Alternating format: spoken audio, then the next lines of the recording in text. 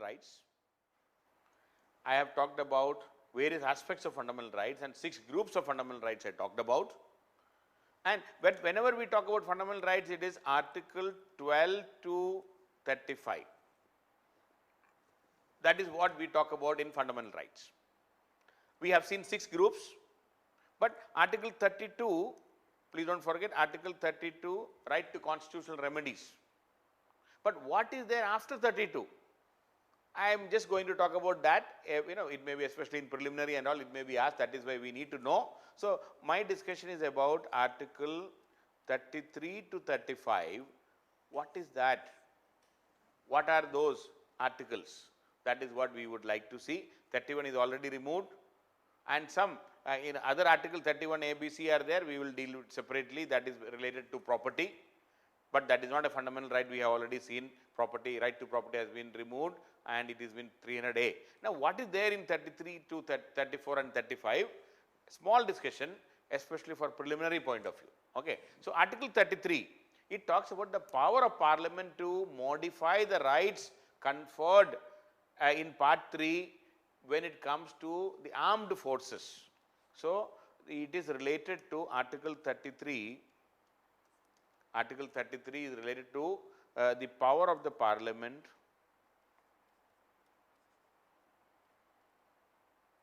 to modify the rights under Part 3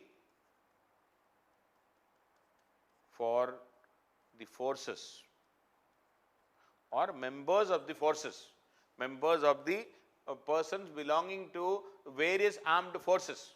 So, Parliament may by law can determine up to what extent any of the rights conferred by this part can be applicable, up to what extent these fundamental rights can be applicable to the armed forces personnel. So, it is very clear. Article 33 says that Parliament can restrict the power of the Parliament to modify and restrict the fundamental rights of persons in the armed forces. So, there can be restriction on persons belonging to the armed forces.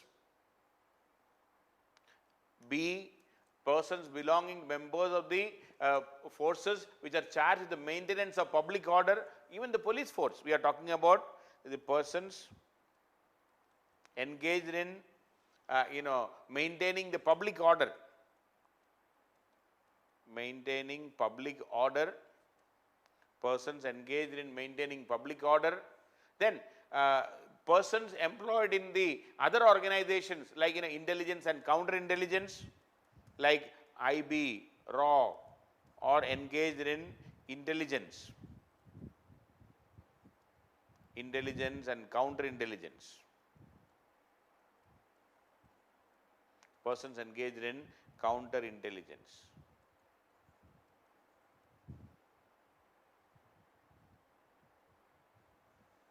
Also, persons employed in in connection with the telecommunication system, okay, of these forces. Okay, persons in telecommunication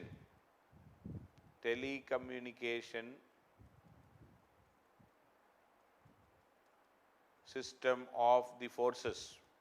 The persons employed in the telecommunication system of the forces. In all these cases, the Parliament, it says very clearly the power of the Parliament to restrict the fundamental rights of those people who are engaged, who are members of the armed forces, who are members engaged in maintaining public order, then the police force, then those who are employed in IB, RAW and various intelligence and counterintelligence agencies, and also those officers or people who are employed in the telecommunication department of the forces. In all these cases, the Parliament can restrict the fundamental rights under various fundamental rights. Article this 12 to 35, in that, the various articles from 14 to Article 14 to 32, this can be restricted for these people. So, that is what Article 33 says. So, there can be restrictions on the power of the Now, when the restrictions on the fundamental rights which can be enjoyed by the armed forces personnel, Parliament can, who can restrict? That is very important. The question which may get is the power of the Parliament. Please don't forget, it is not by the executive, it is not by the President of India, it is not by anybody else. Who can restrict the fundamental rights of armed forces personnel? Parliament can restrict. Please don't forget this. Many a times, question in the preliminary it may come, President may restrict. No, Parliament can restrict. That is very important. That is Article 33. Then 34 is slightly interesting. We can say Article 34. Article 34 deals with the restrictions on rights conferred by Part 3 when a martial law is in force. Restriction of rights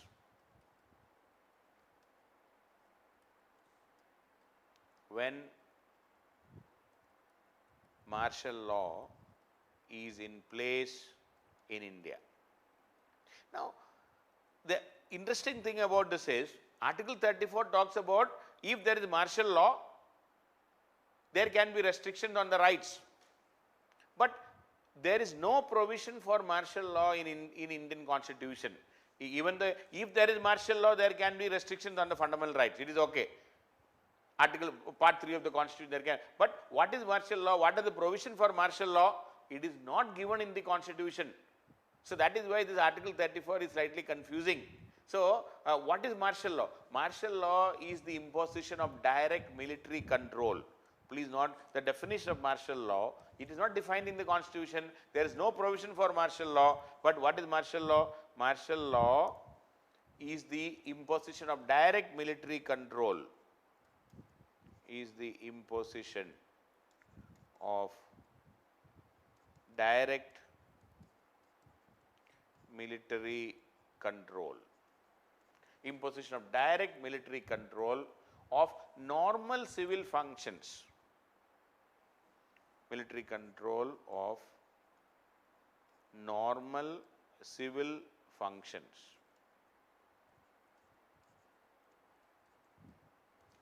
Normal civil functions or suspension of civil law by the government or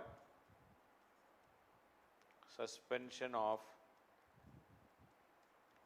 civil law by the government. So basically it is the imposition of direct military control of the normal civil functions or the suspension of the civil law by the government. And it may be in an emergency or in a situation where the civil forces are completely overwhelmed and there is a situation such a way that army has taken direct control, the military has taken direct control over the day-to-day functioning, then that is what we can call it as martial law. But there is no provision for martial law in our Constitution.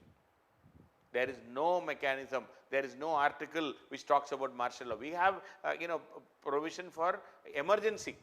Emergency power, the same law and order situation will be taken care by the same police force, by the normal, officers, not by the military. So, Article 34 is dealing with the restriction of the fundamental rights. There can be restriction in the fundamental rights.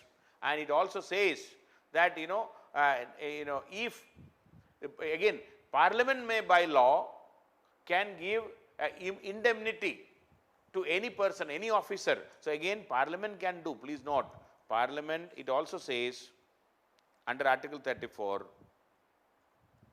Parliament can give indemnity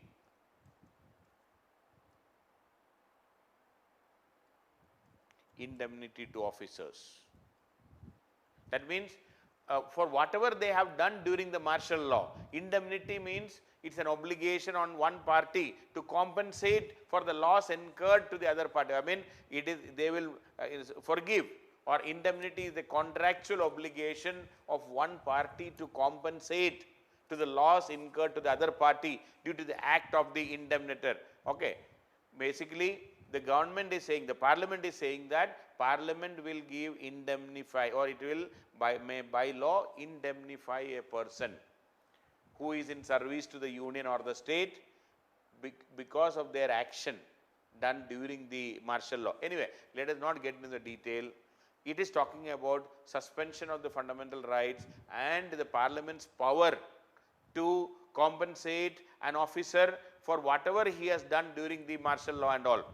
So Article 34 deals with martial law, but please remember there is no provision for martial law in India, but it says parliament restrictions on the rights during martial law. If martial law is imposed, there can be restriction again, parliament may be doing that. Anyway, so 34 is not very important. A question can come in the preliminary. What is about 34? It is about martial law and the restriction of the rights. And who can do that? Parliament again. 34. Coming to Article 35. Otherwise, 34 has no big significance. Be aware this is the act. 33 talks about restrictions on the fundamental rights of the armed forces, personnel. 34, restrictions on fundamental rights if there is a martial law. That's all. We don't require anything more than that. 35, regarding legislation to give effect to the provisions of Part 3. Who can legislate? Who can make a law to give effect to the provisions of Part 3? Legislation to give effect. Legislation to give effect to the provisions of Part 3. To give effect to the provisions of Part 3.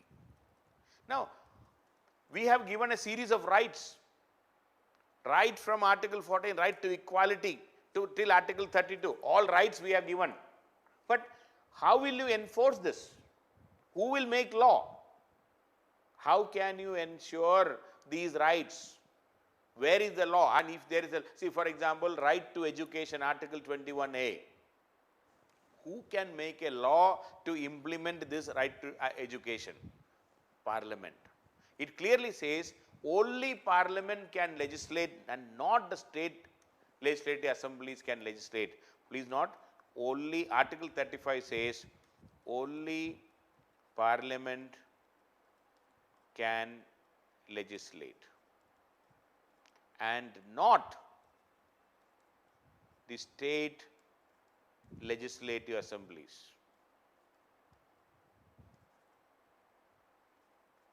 Can legislate to implement Part 3, and they have the power. Parliament has the power to make law with respect to the implementation of any of the fundamental rights. So, bottom line is very clear, only Parliament can make law. Parliament can make law to implement fundamental rights. To implement fundamental rights. Parliament can make law to implement fundamental rights. And also, it says only Parliament can make law to prescribe punishments. Very important. Article 35 also says only Parliament can make law to prescribe punishments. To prescribe punishments. Parliament can make law to prescribe punishments for those acts which are declared to be offences under this act. Parliament can make law to prescribe punishments for those acts, for those acts which are declared to be offences, which are declared to be offences in this act, or in this part, not in this act, in this part. That means in Part 3, which are declared as offences in this part, who can make a law? Parliament can make law for prescribing punishment for those acts. Parliament can make law prescribing punishments for those acts which are declared to be offences under this act, under this part. Only Parliament, not state. So what are Article 35 says? Parliament, not the state legislative assemblies, can make laws to implement the fundamental rights. Then it can also prescribe punishment. Parliament can prescribe punishment for those acts which are declared to be offences under this part. So it's very clear. That is why right to education, or even implementing our, reservation policy, or the minority rights, or the religious rights, anything you say, Parliament can make law, not the state legislative assemblies. Article 35 is very clear. So 33 to 35, 3 articles. Very interesting. 33 talks about the restrictions on the rights of the fundamental rights of the armed forces personnel. Parliament can make law. 34 says if there is a martial law, there can be restriction in the fundamental rights, and also it can give indemnity to the officers. Again, Parliament can make law. That is about martial law. I already told there is no concept of martial law in our constitution. There is no provision for, but it is written there. If it is written, we should know, that's all. 35, who can make law to implement fundamental rights or to prescribe punishment for the violation of the fundamental rights? Parliament only, not the state legislative assembly. So that is about Article 35. So these 3 articles are important for us in the context of preliminary exam, not generally for the main exam. Normally no question has been asked till now, but be aware, because when you know up till 32, why not 33, 34 and 35? That much understanding is a must. So that's about fundamental rights. Now we will be moving into the directive principles of state policy. So Article 12 to 35 is over. Most important of the group of articles, very, very important for you and me as common men. This is where our rights are protected. This is where our democracy is protected. This is what fundamental rights prevent the executives from becoming authoritarian. And the concept of a modern, liberal, democratic, secular society where justice, equality, fraternity, everything we are talking about, that is ensured through these fundamental rights. Very, very important for all of us. That is why we studied each and every article in detail. And that is where the Supreme Court judgments, everything is there, because rights are the most valuable things for us. Don't forget.